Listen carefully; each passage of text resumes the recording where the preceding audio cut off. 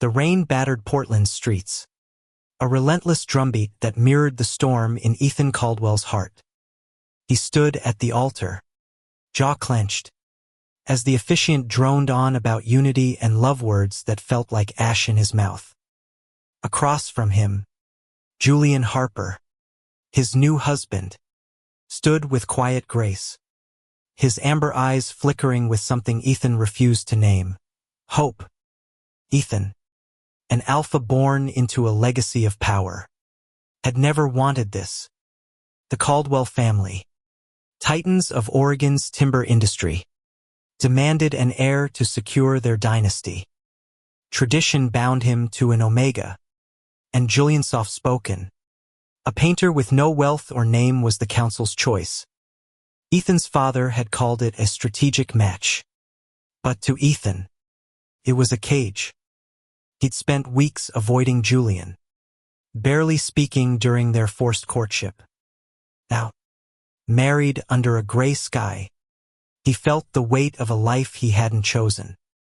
Julian, though, was no stranger to rejection. Raised in foster homes across Seattle, he'd learned to survive on scraps of kindness.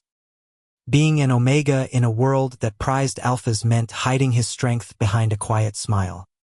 He'd agreed to the marriage not for love, but for stability, a chance to escape the uncertainty of his past.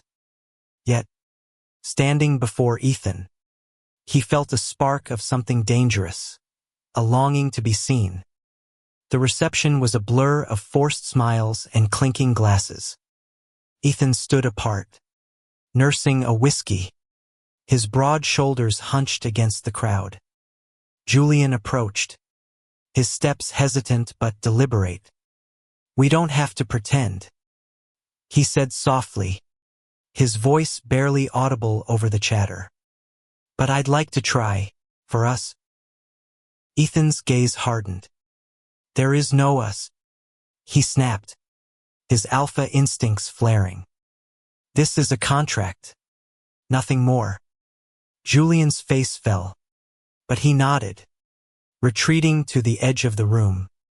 Ethan ignored the pang in his chest, telling himself it was just the whiskey. Days turned into weeks at the Caldwell estate, a sprawling mansion nestled in Oregon's misty forests. Ethan buried himself in work, overseeing timber shipments and dodging Julian's attempts at connection. Julian, meanwhile, filled the house with quiet warmth. He painted in the sunroom, his canvases bursting with color scenes of forests and rivers that seemed to pulse with life. Ethan avoided the room, but the scent of paint and Julian's presence lingered, tugging at something he refused to acknowledge. One night, a storm knocked out the power. Ethan found Julian in the dark kitchen, fumbling with candles. "You don't have to do this," Ethan muttered, grabbing a flashlight. Julian's hands stilled, his voice steady despite the tension. "I'm not trying to impress you. I just want this to feel like home." "Home?" Ethan scoffed, his voice sharp. "This is my prison, and you're part of it." The words cut deeper than he'd meant, and Julian's flinch was a knife to Ethan's gut. He stormed out, the rain soaking him as he wrestled with guilt he didn't understand. The next morning, Ethan found a painting on his desk, a stormy sea with a single lighthouse, its beam cutting through the dark. A note in Julian's neat handwriting read, "For when you're lost." Ethan stared at it, his throat tight. He didn't know why it hurt to look at, but he couldn't throw it away. Weeks later, a crisis hit. A rival company, led by Marcus Kane, an alpha with a vendetta against the Caldwells, sabotaged a major timber shipment. Ethan's temper flared as he faced mounting losses. He threw himself into fixing it, barking orders and shutting everyone out, especially Julian. But Julian didn't retreat. He showed up at Ethan's office with coffee and quiet resolve. offering to help with logistics despite Ethan's cold rebuffs. One night, Ethan snapped. "Why do you keep trying?" he demanded, his voice raw. "I've given you nothing." Julian met his gaze, unflinching. "Because I see you, Ethan. Not the alpha. Not the Caldwell, just you. And I think you're worth it." Ethan froze, the words hitting like a tidal wave. For the first time, he saw Julian not as a duty, but as a man brave, stubborn, and impossibly kind. The walls he'd built began to crack, and he hated how much he wanted them to fall. The air in the Caldwell mansion grew heavier as winter settled over Oregon. Ethan couldn't shake Julian's words, the way they'd burrowed into him like roots breaking stone. He started noticing things: how Julian hummed softly while cooking, how he left wildflowers on the dining table, how his laughter lit up rooms Ethan had always found cold. Each moment was a quiet rebellion against Ethan's resistance, and it infuriated him as much as it drew him in. Marcus Kane's sabotage escalated. A fire broke out at one of the timber yards, and whispers of arson spread. Ethan worked late, his temper fraying as he fought to save his family's legacy. Julian, undeterred, began showing up at the yard, helping workers and sketching plans for rebuilding. Ethan wanted to push him away, but Julian's presence was a tether, grounding him when chaos threatened to swallow him whole. One evening, Ethan found Julian at the yard, covered in soot but smiling as he handed out water to the crew. "You don't belong here," Ethan said, his voice rough. Julian's smile didn't waver. "Maybe not. But you do. And I'm not letting you face this alone." Ethan's chest tightened, a mix of anger and something softer he couldn't name. He turned away, but not before their eyes locked, a silent current passing between them. At home, Julian's paintings began to invade Ethan's space. A canvas of a wolf under starlight appeared in the study. Another of a river winding through mist hung in the hall. Each one felt like a message, a plea for Ethan to see beyond his walls. He caught himself staring at them, tracing the brushstrokes, wondering how Julian saw beauty in a world Ethan had only ever fought. The breaking point came during a gala hosted by the Caldwells to rally investors. Marcus Kane attended, his smirk sharp as a blade. He cornered Julian, his alpha presence looming. "You're out of your depth, Omega," Marcus sneered. "Ethan will tire of you." Julian's jaw tightened, but he held his ground. "You don't know him." Ethan overheard, his blood boiling. He stepped between them, his voice low and dangerous. "Back off, Marcus." The room stilled, the tension electric. Marcus laughed, but Ethan's glare didn't waver. For the first time, he felt protective, not of his family's name, but of Julian. Later, in the quiet of their car, Julian broke the silence. "You didn't have to do that." Ethan gripped the wheel, his knuckles white. "I did." He had no right. The words hung heavy, a confession wrapped in pride. Julian reached out, his hand brushing Ethan's arm. The touch was brief, but it burned, stirring something Ethan had buried deep. Back at the mansion, Ethan found Julian in the sunroom, painting under moonlight. "Why do you stay?" Ethan asked, his voice softer than he meant. Julian set down his brush, his eyes steady. "Because I believe in us. Even if you don't." Ethan stepped closer, drawn by a pull he couldn't fight. Their faces were inches apart, the air thick with unspoken truths. For a moment, Ethan thought he might kiss him. Instead, he turned away, heart pounding, afraid of what it meant to want this. The next day, Marcus struck again, leaking false reports that the Caldwells were bankrupt. Ethan faced a storm of doubt from investors, his temper barely contained. Julian, ever steady, worked behind the scenes, contacting suppliers and rebuilding trust. When Ethan found out, he confronted him. "Why are you doing this? You don't owe me anything." Julian's voice was fierce. "I'm not doing it for you. I'm doing it for us, for the life we could have." Ethan's defenses crumbled. That night, he found Julian on the porch, wrapped in a blanket against the cold. Without a word, Ethan sat beside him. Their shoulders brushed, and for the first time, Ethan didn't pull away. "I'm not good at this," he admitted, his voice raw. Julian smiled, soft and sure. "You don't have to be. Just be here." And for the first time, Ethan wanted to be. Spring brought tentative warmth to Oregon. But the battle with Marcus Kane grew colder. He'd escalated to threats, targeting Ethan's family and, worse, Julian. A late-night call warned of accidents if Ethan didn't step back. Fear gnawed at him, not for himself, but for the man who'd become his anchor. Ethan hadn't admitted it, but Julian was no longer just an obligation. He was a presence Ethan couldn't imagine losing. Ethan tightened security, but Julian refused to hide. "I'm not afraid of him," Julian said, his voice steady as they walked through the forest near the estate. Ethan wanted to argue, but Julian's courage silenced him. They stopped by a stream, the water glinting under the sun. Julian's hand found Ethan's, a quiet gesture that felt like a vow.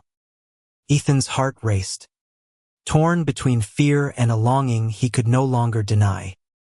That night, Ethan dreamed of Julian's paintings, wolves and lighthouses, rivers and stars, each one a piece of the man who'd slipped past his walls. He woke with a clarity that terrified him. He was falling in love. But love, for an alpha like Ethan, felt like a battlefield. He'd been taught to control, not to feel. Yet Julian, with his quiet strength, was rewriting every rule Ethan knew. Marcus's next move was brutal.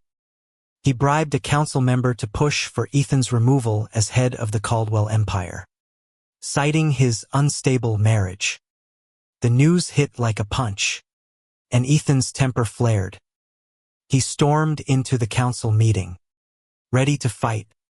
But Julian was there, calm and composed. "This isn't just about Ethan," Julian said, addressing the room. "It's about trust, family, and building something real. We're stronger together." The room fell silent. Ethan stared at Julian, his chest tight with pride and something deeper. For the first time, he saw their marriage not as a cage, but as a choice. After the meeting, Ethan pulled Julian aside. "You didn't have to fight for me," he said, his voice rough. Julian smiled, his eyes warm. "I wanted to." Their first kiss happened under the stars, on the same porch where Ethan had once kept his distance. It was tentative at first, then fierce, a collision of longing and surrender. Ethan pulled Julian close, his hands trembling as he whispered, "I don't deserve you." Julian's laugh was soft, his breath warm against Ethan's lips. "Good thing I get to decide that." But peace was fleeting. Marcus's threats turned physical. A car followed Julian home one night, its headlights menacing in the dark. Ethan's alpha instincts roared. and he insisted Julian stay at the mansion. Julian agreed, but his independence chafed against Ethan's protectiveness. "I'm not fragile," Julian snapped during an argument. "I'm your husband, not your burden." Ethan froze, the word husband hitting like a revelation. He'd never called Julian that, not out loud. The realization humbled him. To counter Marcus, Ethan and Julian worked together, uncovering evidence of his bribes and sabotage. Their late nights poring over documents turned into moments of quiet intimacy, shared coffee, stolen glances, hands brushing over papers. Ethan began to open up, telling Julian about his mother, who died when he was young, and the pressure to be the perfect alpha. Julian listened, his presence a balm to wounds Ethan hadn't known he carried. One evening, as they sat by the fire, Julian handed Ethan a new painting portrait of them, standing together in the forest, their hands entwined. "This is us," Julian said softly. "Not the alpha and omega, just Ethan and Julian." Ethan's throat closed, and he pulled Julian into his arms. The painting between them. For the first time, he felt like he was home. Summer painted Oregon in vivid greens.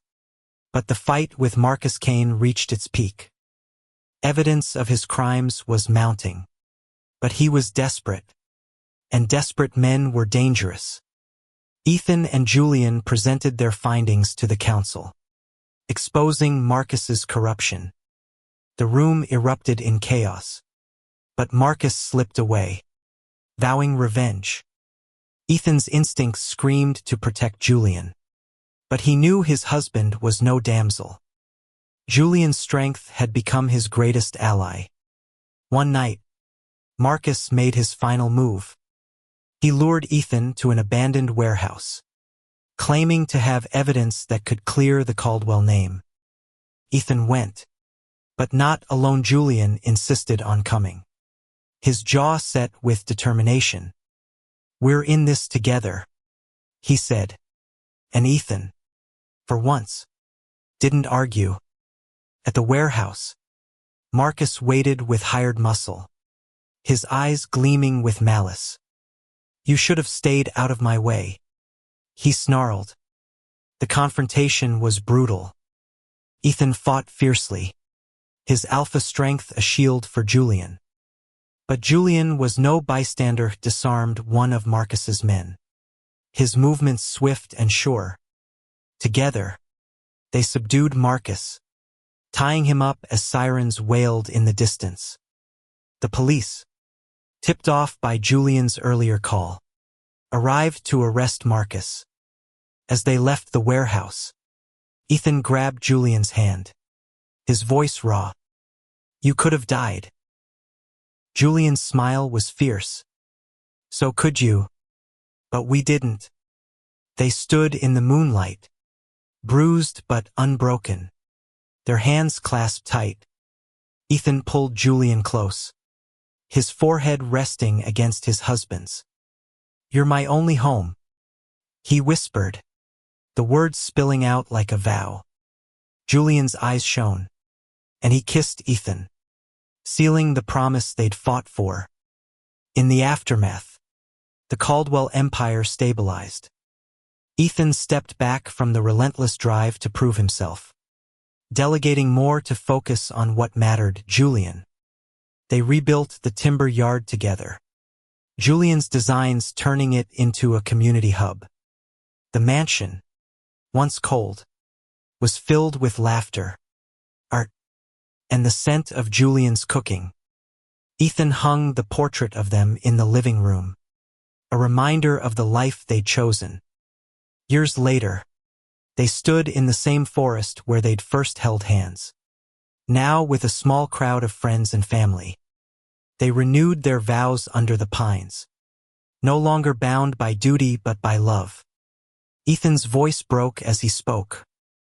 "I thought I was trapped, but you set me free."